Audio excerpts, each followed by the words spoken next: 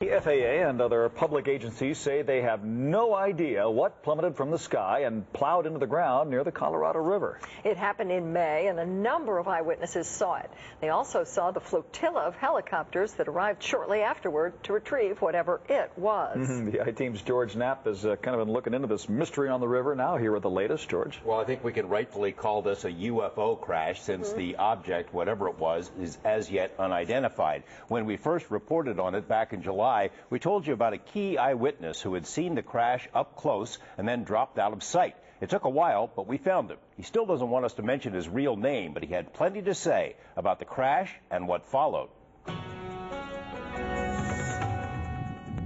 According to eyewitnesses, the mystery object blazed out of the sky in the early morning hours of May 14th. In Bullhead City, former LAX police chief Frank Costigan noticed the turquoise light overhead. It kind of got bright, so naturally I looked up, and I picked it up right about here, heading in that direction, and went up like this speed, down behind the hill right there.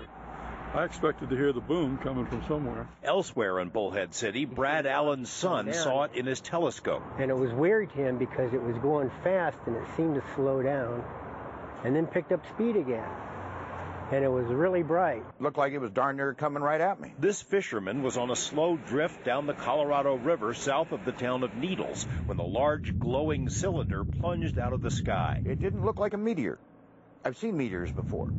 It looked like a plane crashing. The witness, who prefers to be known as Bob on the river, says the object slammed into the riverbank 50 or more yards west of his houseboat. It hit and it thumped. It didn't crash. It didn't explode. It went poof, a thump.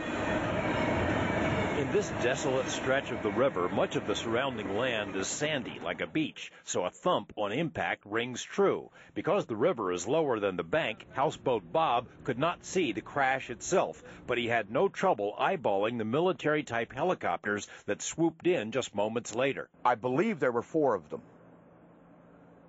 One kept its light on me, one kept its light on the front of my boat, two of the other ones were circling. The smaller choppers were joined by a huge sky crane similar to this one, which somehow attached itself to the crashed object, then hauled it away in formation toward the north. Minutes later, in Bullhead City, Brad Allen saw the aerial procession. I looked through the binoculars, and below one of them was a green object. It wasn't glowing, it was just faint green. There's so many possibilities of what it was. But the story of the UFO crash and the mystery helicopters first emerged on K-Talk's radio in Needles after Bob on the river called in, a decision he came to regret. When the story went national, Bob was nowhere to be found. In the months since, the I-Team filed records requests with more than a dozen federal, state, and local agencies. Not one knows anything about the incident, although 2 federal intelligence agencies stated they have no records they can release.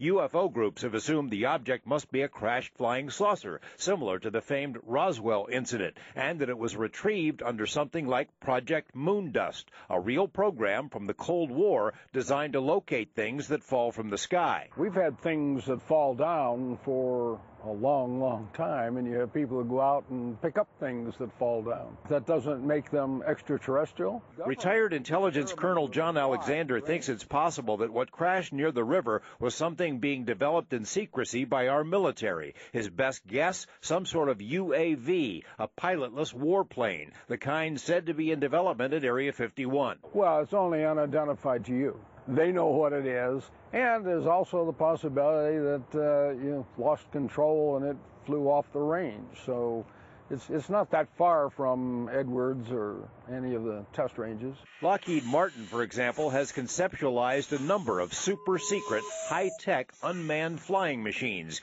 capable of morphing into other shapes during flight. And what about military choppers? The I-Team found several stationed during the summer in Henderson, attached to a special ops group known as the Night Stalkers. I'd sure like to know. I thought it was a plane crash. Was Houseboat Bob intimidated into laying low, as ex-cop Frank Costigan told us? When we found him a few weeks ago, the fisherman was cagey. It's a very difficult question to answer, Mr. Knapp, especially at this time. Privacy. You could say that. I mean, Obscurity. You don't want attention. Yeah. Oh, absolutely not. But he added this intriguing postscript. I don't believe we were meant to see this. Houseboat Bob isn't the only person to feel intimidated. In the days after that crash, Needles residents say they had regular encounters with government agents in dark, unmarked vehicles, sort of like men in black, asking tough questions. That part of the story tomorrow at 11. We'll also take a boat ride with Bob to the spot where this thing came down. And on our website right now is a GPS reading from that spot in case you want to go out on your own UFO hunt. There are people getting out the door right now. Absolutely. Houseboat Bob, where'd he go when people couldn't find him? Well, he didn't go far. He basically turned off his cell phone and he floated around a bit. And there are all sorts of these nooks and crannies down there on the river, and he knows them like the back of his hand. He wasn't taken into custody or anything, but he won't say whether he was questioned or talked to. We're going to sort of get into that a little bit more tomorrow. Can't wait. Wow. Thank you, George. All right, thanks, George.